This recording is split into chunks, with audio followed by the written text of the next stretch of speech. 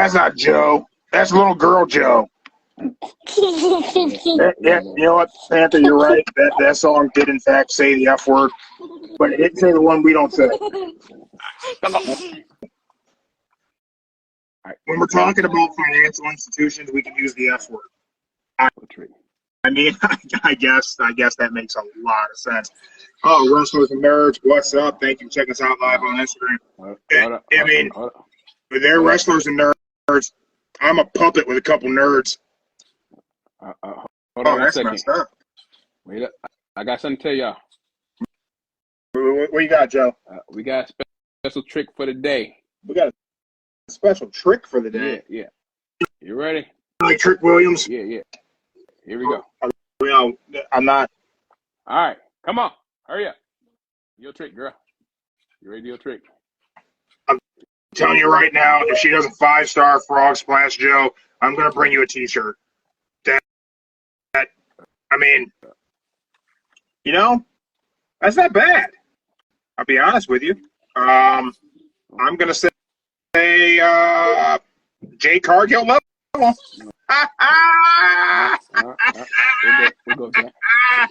Hey, he said it, not me. But yeah, I mean, she can skip the line. No need for NXT there. So nerds, you enjoy your rest or enjoy the slumber, and I want you to ponder this: what makes a great baby face? Because on Monday we talked about the fact that I don't agree with Bubba Ray Dudley and Mark Henry on what makes a great heel. You still on that? Yeah, I'm still on it, Joe. Because you know what? It doesn't sit right with me, and we're not even shout out Original Gunplug Garage. So, right here. Okay. That worked for him right there. Boom. Go check out Original Gunplug Garage if you're into building some gunplay. You like mechs, you like building shit. Those are your guys. Shout out to BrianBargains.biz. If you like playing cards, that's the spot. You like Megatron? Bow. There we go. Prince Nana Coffee, promo code, don't say the F word, say 10% fresh roasted coffee right to your door. All right. Now, we talked about heels, Joe. We talked about it. We did. We talked about them in depth. We did. We went deep with the heel conversation. I think that was like the whole entire show. It really was, man. We went. Listen, I'm telling you, right? You can't just like. I reached out to the community, and people who heard some, heels got to get over with the crowd, blah blah blah. Heard the same thing with asking about babyface and what makes a great babyface. So, Chuck, the heels conversation I think we might be in a good spot. Okay. I was right. Bubba Ray Dudley was wrong. AEW does not lack heels. They don't. They have plenty of them, and they all have championship belts. So the sheer notion that AEW lacks heels, I'll be honest. It makes me wonder if Bubba Ray Dudley even watches AEW. I think he's gonna get it. He watches it. Probably when he wants. Yeah, when he wants to, when he has to, and I don't know. Maybe he just watches it from an aspect of I just want to critique, and I just want to. Maybe Bubba Ray Dudley just likes being a bully. Anyway, we talked about what makes a great heel. And we talked about A to the K Wrestling has joined. Thank you guys for checking us out live on Instagram. If you're not live on Instagram, you're at YouTube, Spotify, you're missing the opportunity to see some of the great podcasters in the wrestling space dropping into our live chat. A to the K, you guys were here on Monday. We talked about what makes a great heel because I was on with Busted Open. And Bubba Ray Dudley and Mark Henry attempted to put me in my place and my stance that every champion in AEW is a heel. Bubba said they lack heels. But no, they don't. Every champ is a heel. Bubba Ray Dudley and Mark Henry then tried to rewrite what makes a heel with me on the air, and then Bubba hung up on me. Oh, he hung up? He hung up? Oh. At the end, he hung up. After So I mean, I just don't understand how you have to hate every aspect of a performer. Then to be a heel, Bubba hung up on me. Okay. So now let's talk baby faces. Okay, baby face. What makes a great baby face? John Cena. Okay. So just gonna say the fact that you say John Cena is what makes a great baby face really throws a whole wrench in the idea that you have to hate everything about a performer, and that's what makes them a heel, because there was a period in time where a huge section of wrestling fans hated everything about John Cena. They hated the 5 moves of doom. They hated the entrance. They hated the fact that he was always wholesome. They hated the makeover. Like, everything about John Cena was hated. Let's go Cena. Cena sucks. It was a 50-50 split. So under the Bubba Ray Dudley, Mark Henry school of thought of what makes a heel, was John Cena a babyface or was John Cena a heel? Yeah, I think it was first 3/4 years. Doctor of Thugonomics? First 3 or 4 years, heel. Then the rest, straight babyface. We got the guys over at A to the K. Who knows what makes a babyface these days? Good guys get booed, heels get cheered. Really tough to be over as a babyface. And in betweener is the new babyface. So I can agree with that to a degree. That if you're in the shades of gray, that I personally believe should rarely exist in pro wrestling. I think there should be special talent who are there. A Stone Cold Steve Austin was probably the original special talent who was there. One individual guy was there. But then they became something totally different. Like the NWO became, as much as they were black and white, they were the shade of gray. Because it's that cool heel thing. Right? Yeah. There's cool heels, but are cool heels baby faces?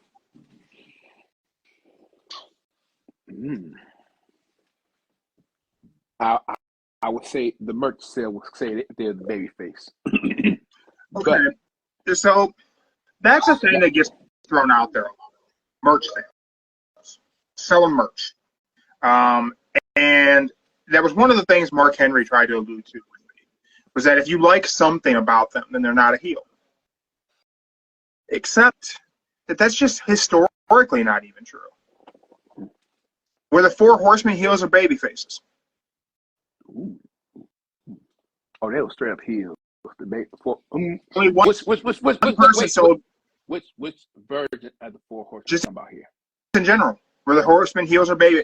If you have to say the 4 Horsemen, is that a heel faction or a babyface faction? Historically. No, don't pick a time frame. Just historically. They were heels. Only one person in any era of WCW prior to the NWO, pre-NWO, sold more merch than the 4 Horsemen, and that was Sting. So from the idea of merch sales, well, then the Horsemen weren't heels, and people loved the Horsemen. Dudes would show up to WCW and NWA shows wearing suits, throwing up the 4 for a heel group. So that was your dad back then that believed in the heels. I look at people enjoyed Roddy Piper. They may have wanted to see him get his ass kicked, but they enjoyed him. Hot rod shirts were a hot seller, and there weren't many times Roddy Piper was a babyface.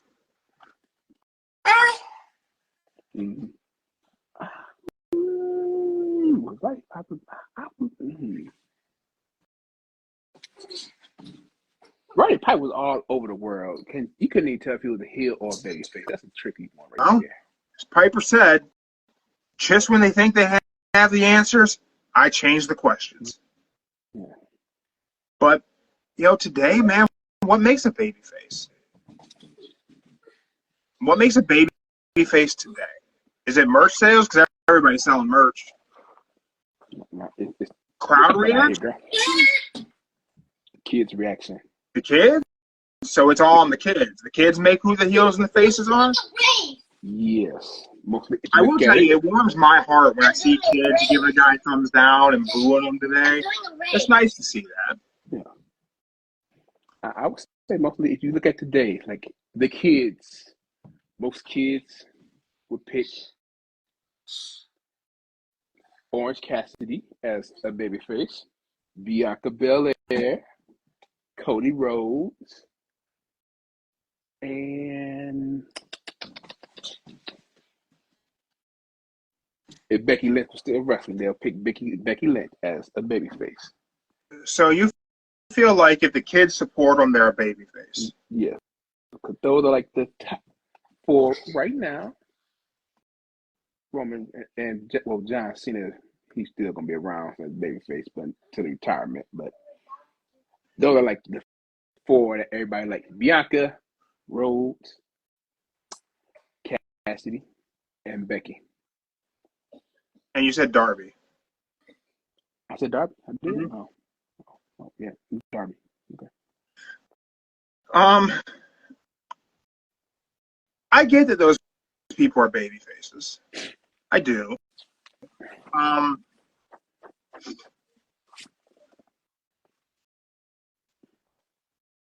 Is there anyone that, well, I guess, man, kind of Cody, right? Cody kind of transcends it, and because the kids show him a lot of love that has gone into our age demographic, likes Cody.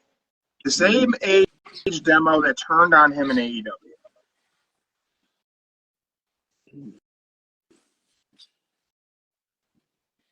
So that's kind of interesting, right? I think they turned on him because he was never going to win the title. And that's what everybody wanted from him. And mostly everybody turned against him because on the independent scene, he was like the bad guy, heel type. He was the one that made a better name for himself on the independents. And then when he got back to the limelight of a company starting up, he became like a, I don't want to say babyface, but he came like a kind of like a little wuss, if you want to put it that way. Yeah, I mean, again, I say it often, but Cody Rhodes may be a babyface, but Cody Rhodes never turned face. He never really had that thing where he did the 180 and became a good guy. We just started seeing him as a good guy. He was a heel whenever he left WWE. He hit the indie scene, Ring of Honor, What Culture Pro Wrestling, Defiant. Mm-hmm. Cody was a heel. He hit New Japan. He was a heel. The Bullet Club was a heel faction that was a top merch seller on Hot Topic. And then Cody was even a heel inside of the heel group opposite of Kenny Omega. That is true. He was. Right? He was. That is right. At least that was my perspective. Like, Cody was painted as the heel in that. From where I was sitting, where I was watching, I felt like they wanted me to cheer Kenny and boo Cody. We didn't get All In. We didn't get AEW. And Cody's the face of the company. He's somehow a babyface. He became, technically, he was the VP/wrestler. And I don't think the crowd or the fans liked him being VP, whatever you want to call it, what we call it. Yeah. What I think is interesting is that in AEW, the crowd turned on Cody because he wouldn't abuse his power as an EVP to then go for the title. That seemed to be the thing. Like, he wouldn't go Triple H heel in AEW so the crowd turned on him. But there was never a moment where Cody was like, I'm doing this good, noble thing, and I'm a babyface. Because in the birth of AEW, he beat the shit out of his brother. I guess you could say the moment with him and Dustin after Double or Nothing, maybe that was the babyface turn, where he didn't need a tag team partner. He needed his brother to face the Young Bucks. That could be the only thing I would say is maybe that was the babyface turn. However, in that matchup, Dustin was the heel. Dustin was painted as the Attitude Era WWE guy that Cody had to take out back and put one in him. That's how they painted Dustin in that. So at the end of that, if anything, I would say in that moment then, Dustin was turning babyface. And somehow Cody had already become that. Mm. But sometimes it's a natural progression of things. And sometimes, if someone gets so over as a heel, they just become face. Probably Rhea Ripley's probably an example. Yeah, Rhea Ripley.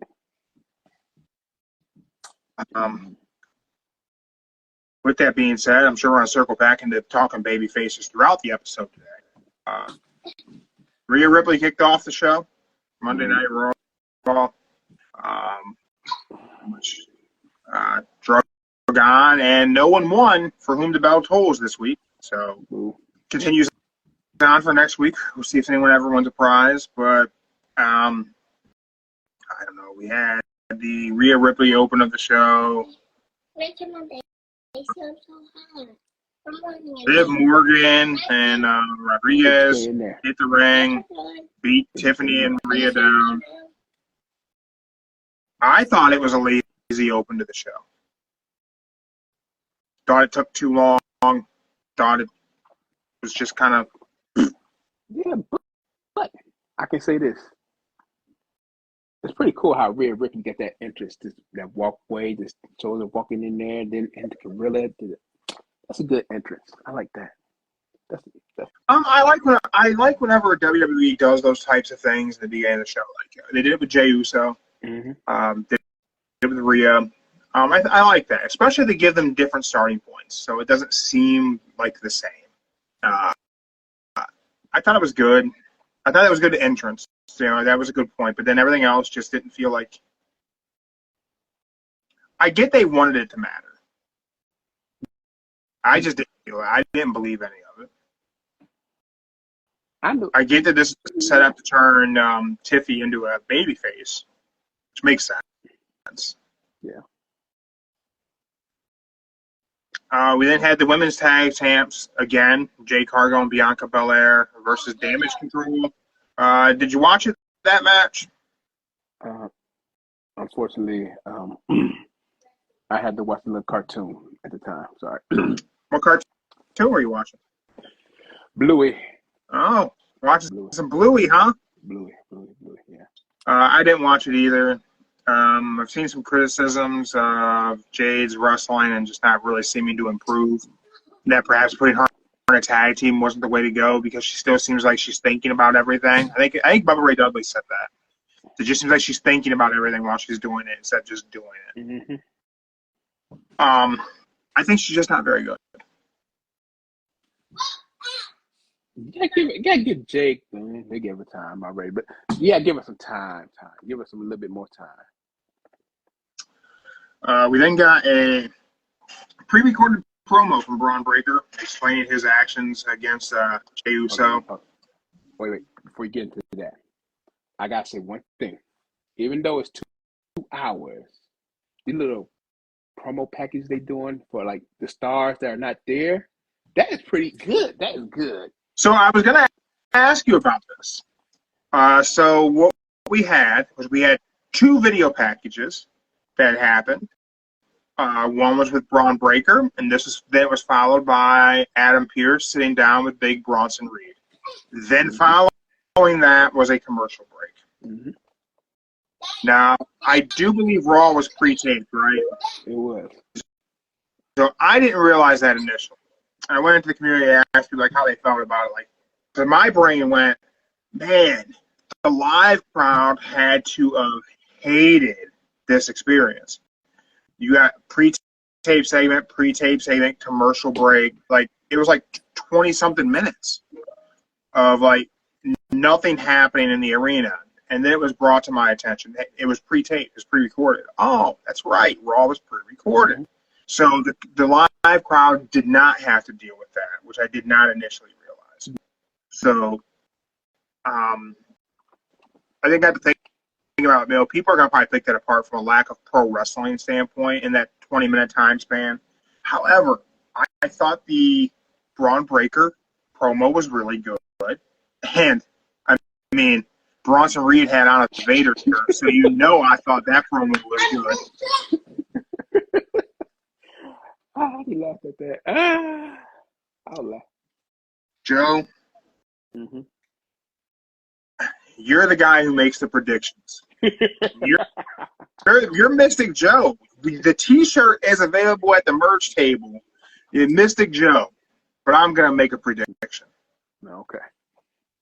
I'm going to predict that whenever Bronson Reed competes for a title at a premium live event, I bet you he comes out in the Vader helmet. A Vader helmet. Or something at least very similar. Okay. Well, listen, man. I'll go. There's a reason he wore that New Japan Big Van Vader shirt. He didn't wear that by mistake. Okay. I'll say this. Let's just say, where's he from? He's from Australia, right? I think New Zealand. New Zealand. Okay. New Zealand. Could be Australia though. Okay. I think you might be right. It might be Australia. Okay. Just for you, let's just say he comes out with some special helmet that's kind of representing the Vader time frame. But I'm just saying, like a helmet, like a up-to-date version helmet. How that sound? And let's just say I think they're going to give him something. And let's just say he got, if you do it properly, right, some little smoke coming out the side of the helmet as he takes it off. I would like for him to take it off, sit it down, hit a pose, and just a bunch of pyro goes off. Like, just some sort of massive explosion of pyro. That might work. But I would say the helmet would have to be only at PLE. Yeah. Make it special. Yeah. Because it's important if you want something to be special, it's got to be special. Can't do it all the time. With that said, something that was special was the return of the War Raiders versus Alpha Academy. That was bad. To tell you the truth, bad. You didn't like it? I liked it, but it's bad because they really starting to have it fade away with Otis and the rest of the Alpha Academy. Eventually, this group has to just kind of go their separate ways. So it's kind of bad that Otis is now in like the shuffle of being at the top to slightly going down. Here's the thing with that is that Otis getting lost in the shuffle is piss poor booking. That is WWE piss poor booking of you build it up and build it up and build it up with Chad Gable's abuse of the Alpha Academy, and you allow the payoff to be with the YS6 and not the Alpha Academy. Yeah. A heel never gets elevated to a level and then their comeuppance happens at the hands of someone they weren't a heel to. That doesn't make any sense. That was a terrible booking. And the fact that so many wrestling outlets and wrestling fans refuse to call WWE and Triple H to task on this is embarrassing because it's shit. The fact that Otis wasn't elevated from Chad Gable's heel turn is complete shit. It's bad booking. Otis should have been the one to beat down Chad Gable, not the YS6. What was the payoff? Who did you elevate? You didn't make a baby face. No, he didn't. If you're going to make a heel, you then have to make a babyface. Otis was right there, game to be the hero and the babyface in the situation that would have been just a notch below Jey Uso if he would have been the one to beat the piss out of Chad Gable. But instead, now you have to job him out to the returning War Raiders, and now you can't even. How do you reestablish Otis now? They have fumbled the bag on Otis 3 times. You know what they should do? And NXT, let him be the monster in NXT. No. If you want to be Otis back in the shuffle, back in the mix, he helped Seth Rollins beat Bronson Reed and tag Bronson Reed. But the problem is that Bronson Reed may be kind of a heel, but he's an over heel. He's a cool heel. He's a shade of gray. I know, but you need Otis to start somewhere from scratch, and that'll be the best opponent for him. Big man versus big man. I mean, I guess on the bright side, Braun Breaker's hurt. Odyssey Jones is gone, so you're not dealing with one monster too many. Mm-hmm. But you've done nothing to establish Otis. Under Chad Gable, whenever they were heels, he was established. He was being presented as a killer and then as a monster. Then you flipped it, and Chad became the bigger heel, and you never let Otis be the baby. And that was just terrible booking. And nobody wants to say WWE is doing something bad right now. The fact that you couldn't establish Otis as a babyface is pathetic. Just bad. But I would say Otis needs Mandy. He needs Mandy back at his side. Mandy. He's got whoever that is. What's her name? Mandy Rose. No. Who's with him right now? Maxine Dupree. There you go. I mean, you don't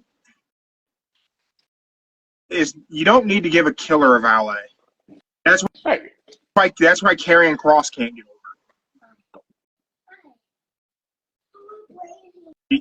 You give a chicken shit heel a female valet. You don't give a killer a female valet. It doesn't work. That doesn't. Karrion Kross can't get over because his wife comes to the ring with him and helps him win his battles. It's not believable. Not a believable killer. But that's a true heel faction couple. Can I put on shorts? But he's not a chicken shit heel. If he was a chicken shit heel, it would work. Wait. Look. Can I put on shorts? He ain't put on damn shorts on. It's cold. I'm hot. That's only I'm damn wearing shorts.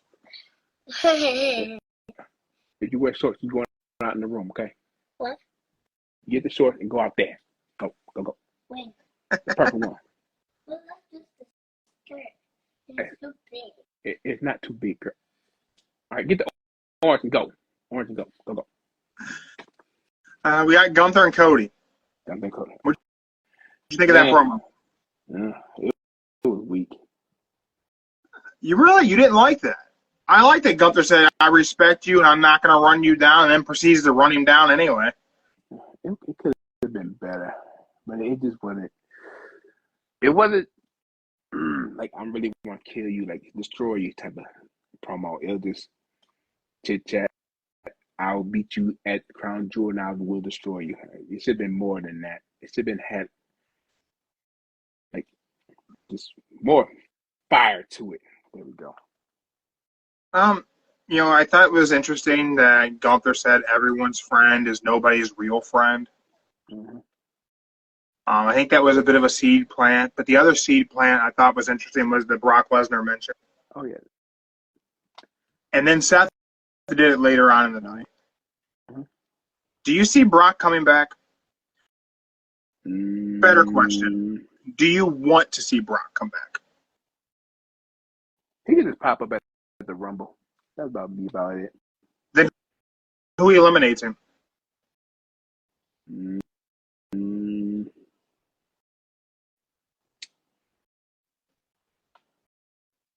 If I did it right, it'd be cool to see Breaker and Bronson take them out like this. They both tag Jay, team and throw them what's over up? the Welcome back. They both just tag team and throw them over the ring. Breaker and Bronson Reed should do it. Tag team. And then what? Didn't you do anything with Brock after that? I personally don't want to see Brock Lesnar back because I don't know where to put him. I don't know where he goes. You can't. Brock Lesnar can't be in your mid card. Your main event scene is occupied. There's no room for the Beast. But Who can Brock Lesnar effectively make a star? Someone the caliber of Brock. Like, he has to be in a program where he makes a star. There's no one for him to really make a star. okay, let's just say this. Let's just say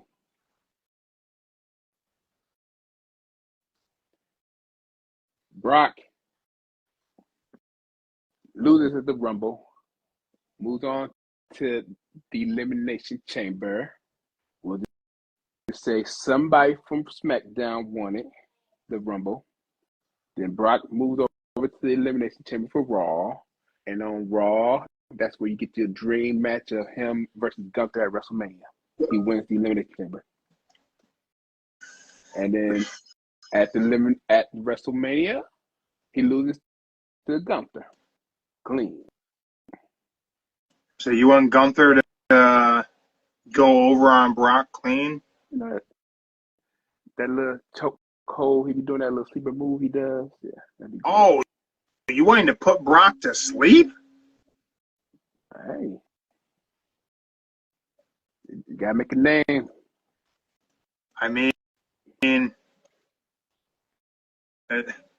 but here's my thing. Does Gunther need that?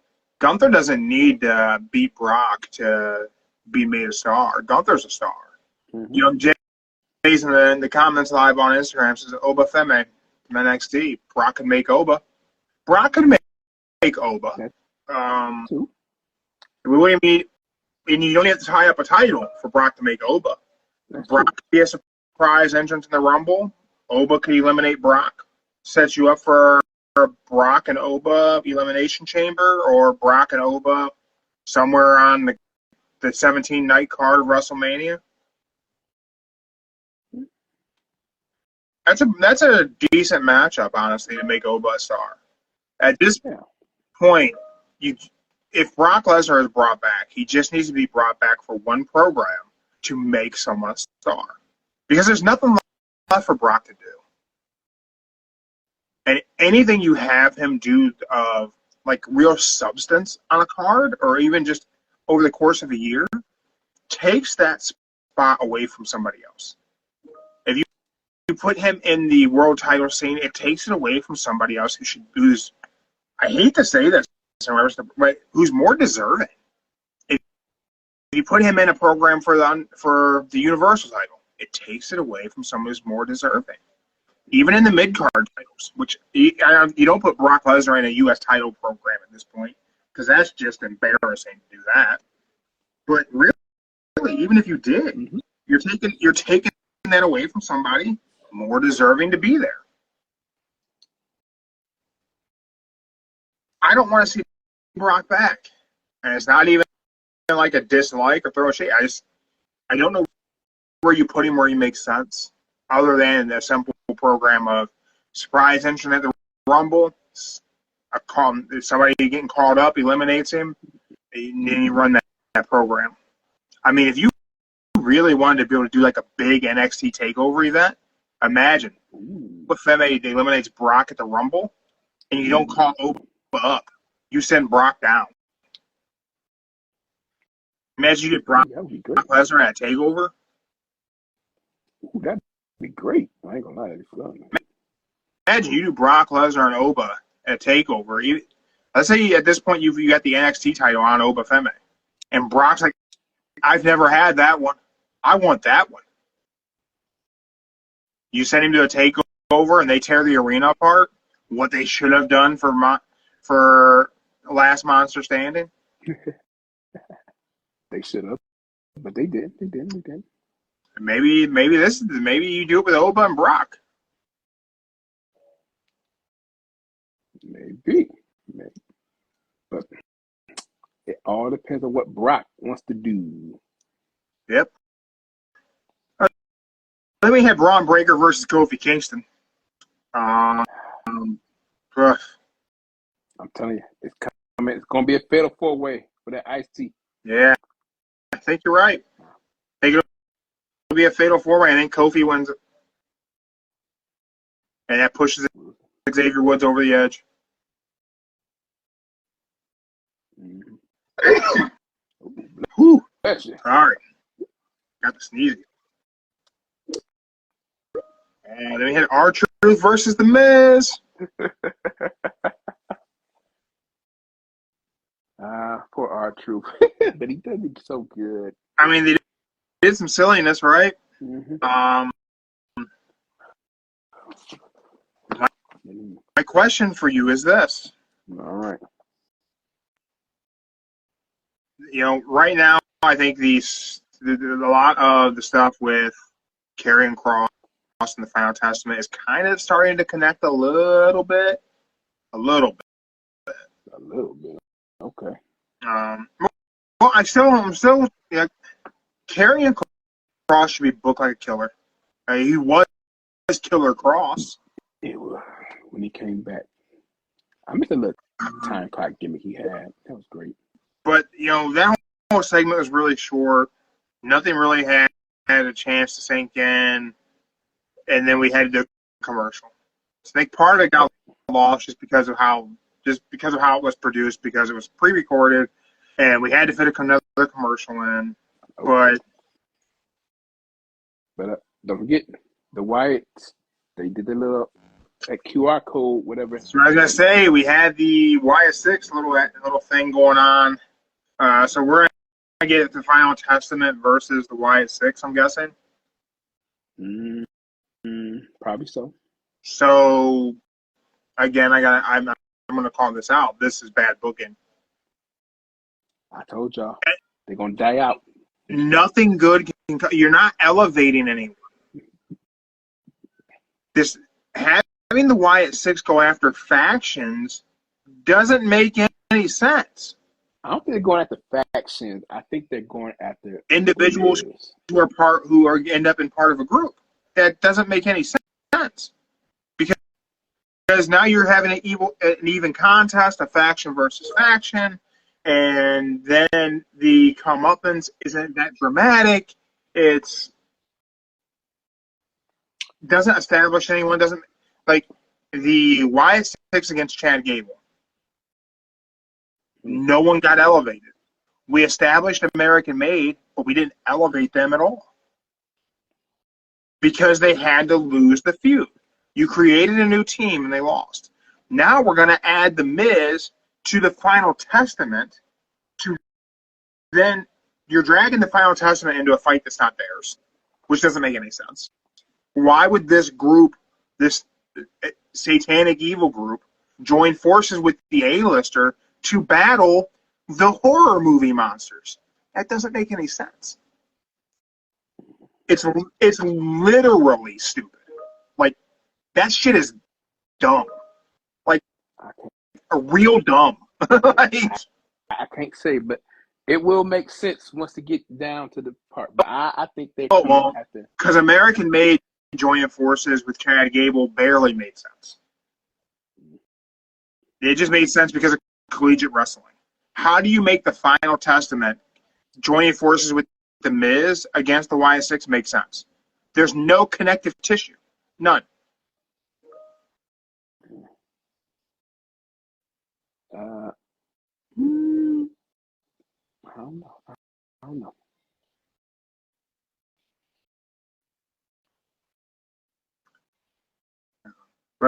But that led us to the tag match, Rhea Ripley and Tiffy Time versus Liv Morgan and Raquel Rodriguez. Battle it out to a no contest. But hey, maybe we're finally getting closer to wrapping up Liv Morgan and Rhea Ripley. Oh, did you not? Oh, you must have missed that part. So, as of right now, Adam Pearce is making them stop fighting each other. No more Priest going after Judgment Day and no more Rhea and Liv. Oh, so the fact that I said it was completely boring and dumb as shit at this point, maybe somebody listened?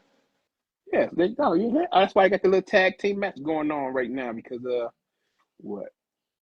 As of right now, no more Damian Priest going to Finn. The tag team belts will be on the line, so the Judgment Day is now going after tag team gold. Keep their tag team gold. Damian Priest is going after the belt again from Gunther. And I believe they said Rhea is going after Rodriguez, but not Liv.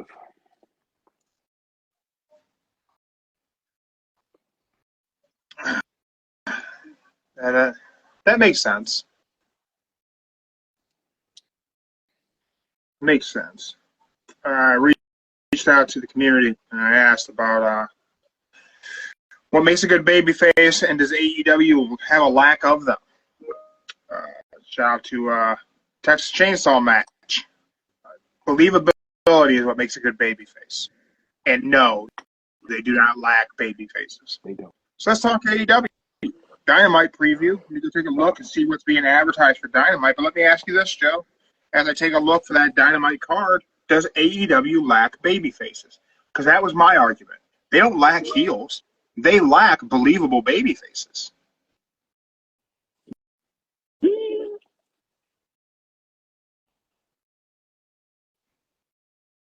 I would say the only major baby face they have right now.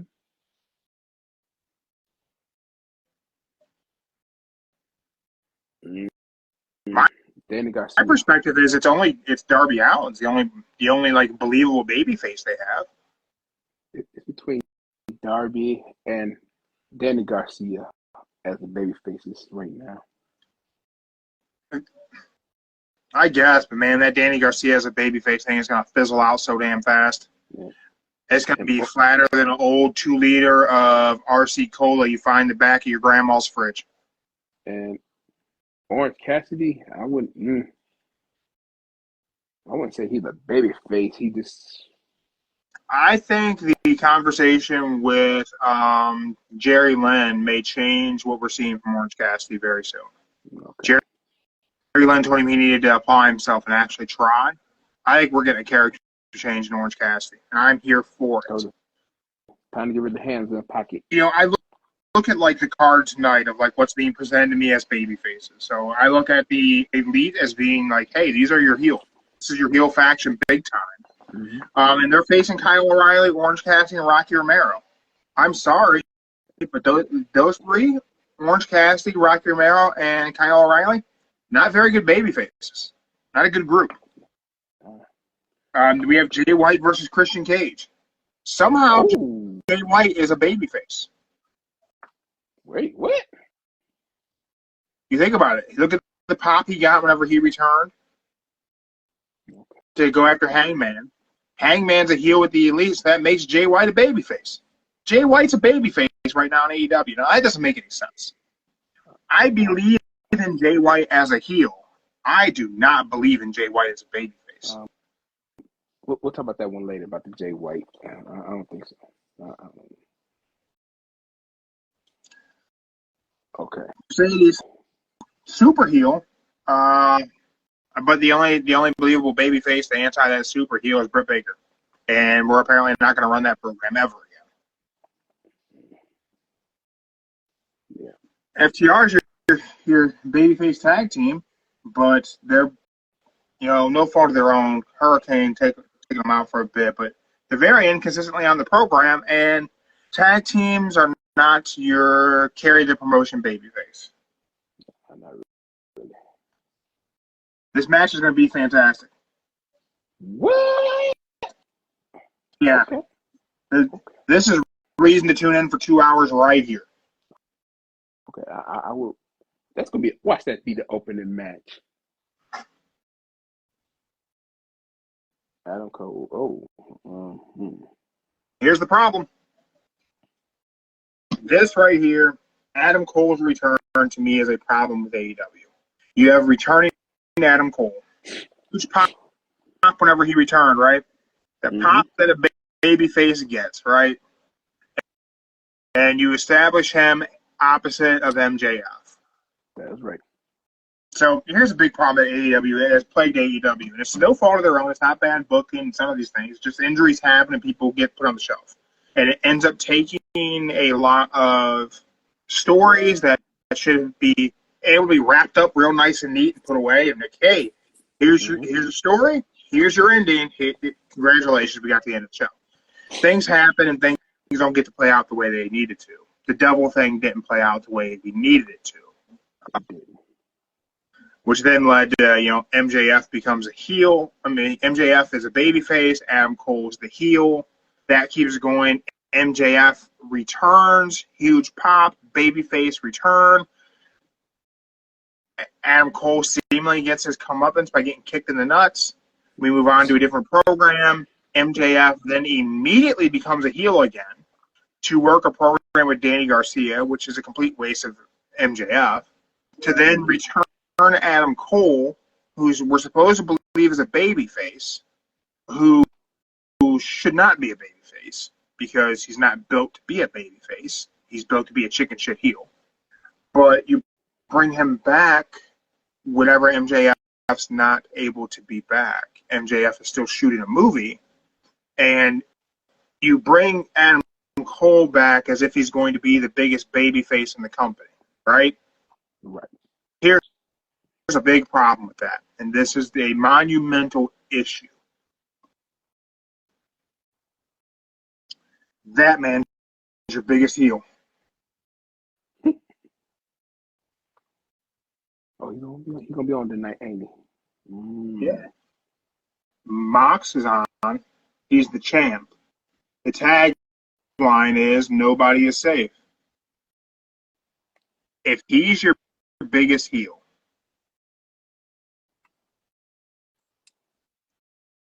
he can't be your biggest babyface because I don't believe him. Damn. I believe everything about him. Damn. I don't believe in Adam Cole. Not anymore. Damn. He's been too wishy-washy. He's been on the shelf. He's just not in shape. Is he like 100% medically clear? Is the question. That's what I'm seeing. I'm seeing he's medically cleared to wrestle, and he just doesn't. He never looked in shape, but he really doesn't look in shape. So you're gonna pit Darby against Mox, right? And Mox has already beat the piss out of Darby. Yeah. AEW has heels. AEW does not have believable baby faces. There's no one on the roster that I believe stands up to Jon Moxley and the Blackpool Combat Club.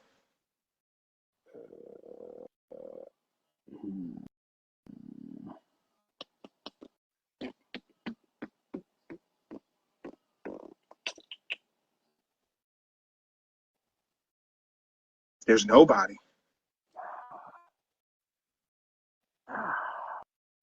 Whoa, nah. Oh, okay. The only other person that can do it, which sadly is probably the only person that can do it as of right now, would be Jericho if he went back to babyface mode. But we're not going to get that. Yeah. Even then, I don't know. I don't know that I believe in Jericho. Opposite of this version of Jon Moxley, the only person who could come back and I could be like, I absolutely believe in them versus this version of Jon Moxley would be Kenny. If Omega came back and stood up against Mox, I believe that. I believe in that. But we're probably not going to see Kenny until next year. That won't be till probably February or so. Yeah. So there's no giant baby face to defend AEW against Jon Moxley. Or I guess maybe Jon Moxley's defending AEW against everybody else. I don't know. I still, to this day, in this moment, I still don't understand the motivation But man, they got my interest. I would say this.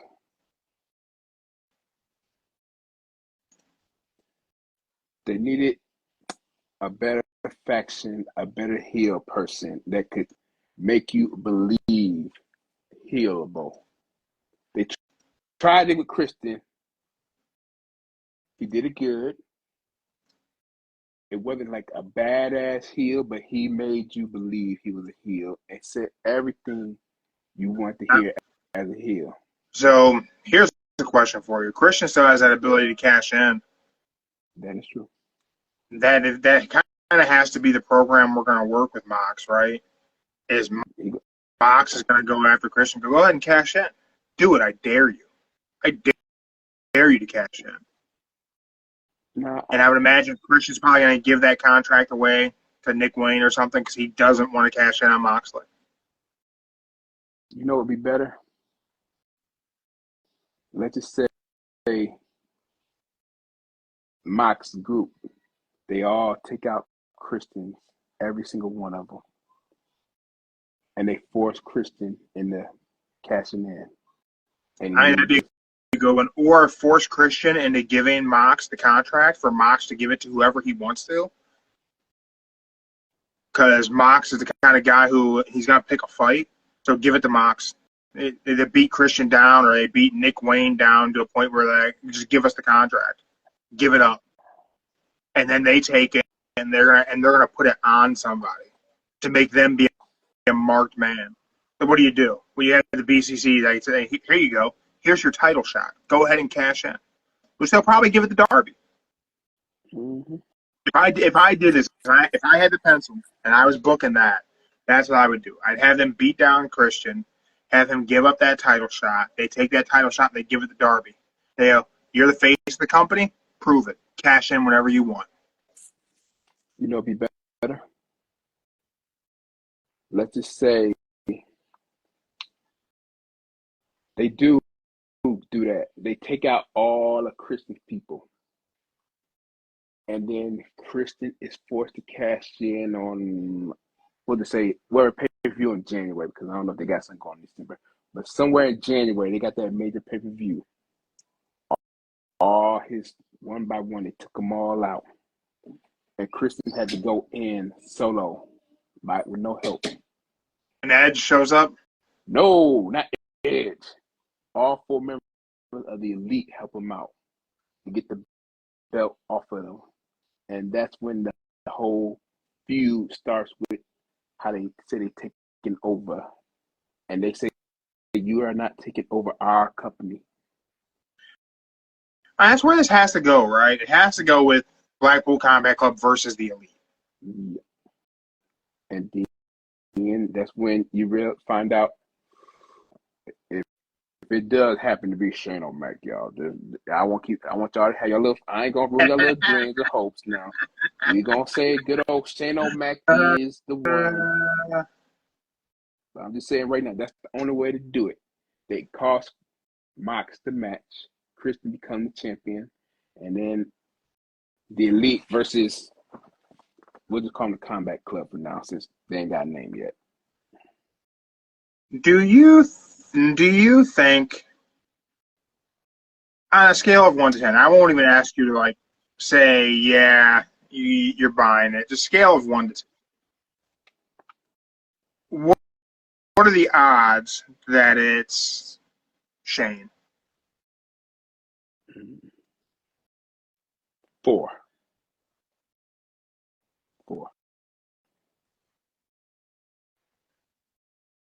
I think that's not bad. That's not bad odds, but a 40% likelihood that it could be Shane O'Mac. I'm going with a 4. 4. Yeah, I feel like I agree with that. I think it would be so interesting for TV if it was, right? But then think about how bad I think it would be for the business of AEW if you had let a McMahon be in that locker room. That's why I see a good 4 sounds reasonable. I think it's a 4% chance he does show up.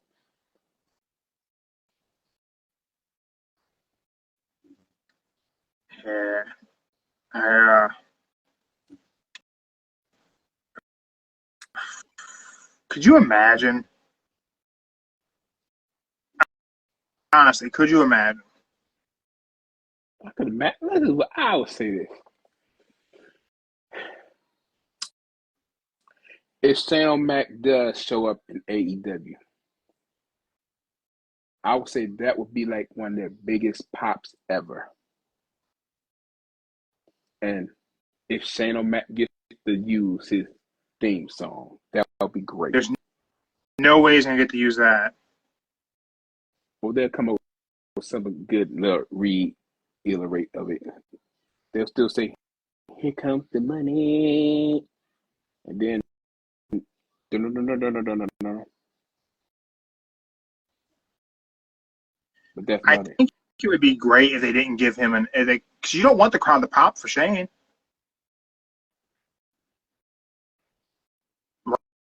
Right? Yeah, I mean, you don't want the crowd to be excited if he's aligned with Mox. Mox has to be the ultimate heel. yeah, he does. But at the same time, that would be the ultimate heel move, seeing a McMahon in another company.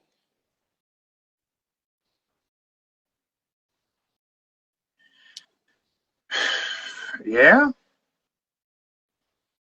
It would definitely be interesting. A McMahon in another company, when he told his own father he would never do anything like that, he would just be 100% WWE to the day. But he never said that. He never said that, but I'm just throwing it in there and let they say he did say that. Just throwing it out there. Yeah, it'll be interesting if that happens to be the case. If they do it, it'll be interesting. I'm not holding my breath. Not at all.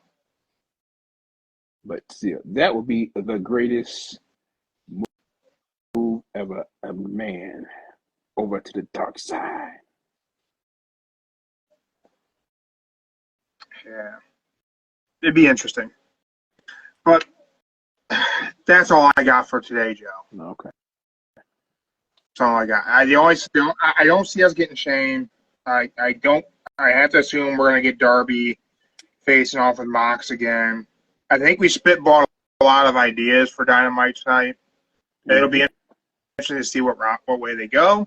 But do you foresee any type of a unexpected return on Dynamite tonight? Dynamite.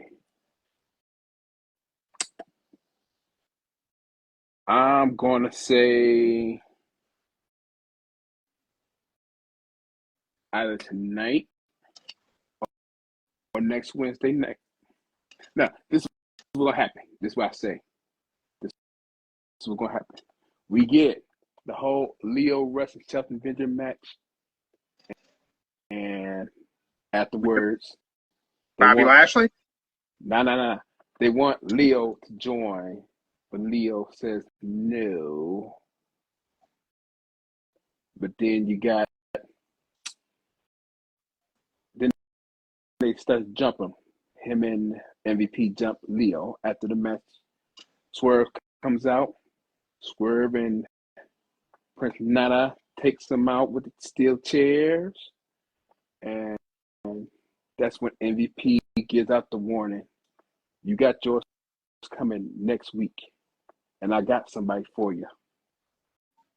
Say build anticipation. Yeah. I can see it.